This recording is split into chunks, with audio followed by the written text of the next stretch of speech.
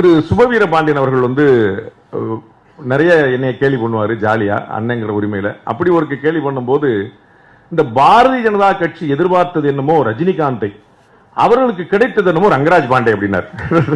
அவருக்கு அவ்வளவுதான், ரஜினிகாந்த் வருவார் நினைச்சிட்டு இருந்தார் அப்படின்னு. ஆனா அவருக்கு வந்து அப்ப அந்த இது எழுதும் போது ஒண்ணு தெரியல, அவர்கள் பாஜக எதிர்பார்த்தது திரையில் வரக்கூடிய அண்ணாமலை, ஆனா அவர்கள் கிடைத்தது தலையில வந்து நிற்கக்கூடிய ஒரு அண்ணாமலை. அதை வந்து அண்ணன் எதிர்பார்த்திருக்க மாட்டாரு. திரு அண்ணாமலைனாலே ஒரு சஸ்பென்ஸ் தானே, சர்ப்ரைஸ் தானே, ஒரு என்ன பண்ணுவாரு பூரா பீதியிலே இருக்கிறாங்க.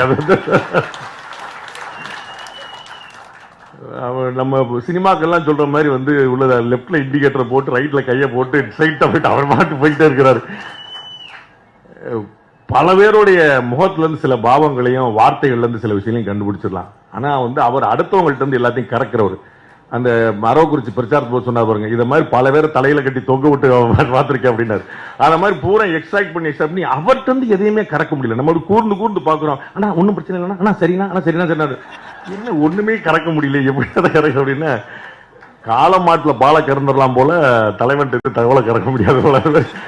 நானும் எவ்வளவுதான் நூல் விட்டு பார்ப்பேன், அது வந்து அசராம் அப்படி நிப்பா. அப்படி ரொம்ப ஆச்சரியமான விஷயம். வந்து நிறைய இளைஞர்களை வந்து ஒரு பெரிய ஒரு நம்பிக்கையாக அண்ணாமலை வந்து தலைவர் பதவியிலிருந்து மாற்றப்பட்டார் அப்படின்னோடனே பாஜக அதிர்ந்ததற்கு இணையாக தமிழகம் அதிர்ந்தது. அதுல வந்து எந்த குழப்பமும் இல்லை. என்னங்க அப்படின்னு ஒரு இது எப்படிங்க இது வந்து சரியா இருக்குமான்னு புரியவே இல்லை. ஏதோ நான் போய் மாத்தின மாதிரி என்கிட்ட 100 பேர் துக்கம் கேட்க ஆரம்பிச்சா, என்னங்க இப்படி ஆகி போச்சு, என்னங்க இப்படி, உனக்கு மணி நான் உட்கார்ந்து எழுதிட்டு இருக்கேன். இதுல வேற இந்த சோசியல் மீடியா இருக்கிறனால இந்த வார் ரூம் வேற இருக்கு பாருங்க.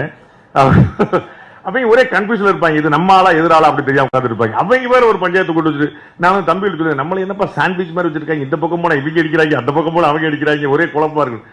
நம்ம வந்து எப்பவுமே திரு வினோஜ் பி அவர்கள் சொன்னது போல பாரதிய ஜனதா கட்சிக்காரனும் காங்கிரஸ்காரனும், நான் ஒரு தேசியவாதி, இந்த நாடு நல்லா இருக்கும்னு நினைக்கிறேன். எனக்கு அதுல எந்த குழப்பமும் இல்லை. நாடு நல்லா இருக்கிறதுக்காக யார் வந்தாலும், ஒருவேளை திடீர்னு கம்யூனிஸ்ட் கட்சி வந்தா கூட அவங்களுக்கு நான் சப்போர்ட் பண்ணுவேன், கவலைப்படாது. அதுல வந்து எனக்கு வந்தாங்க வரமாட்டாங்க, உங்களுக்கு தெரியும், தைரியமா இருக்கீங்க நீங்க, அதனால கை தட்டுவீங்க, ரைட்டு.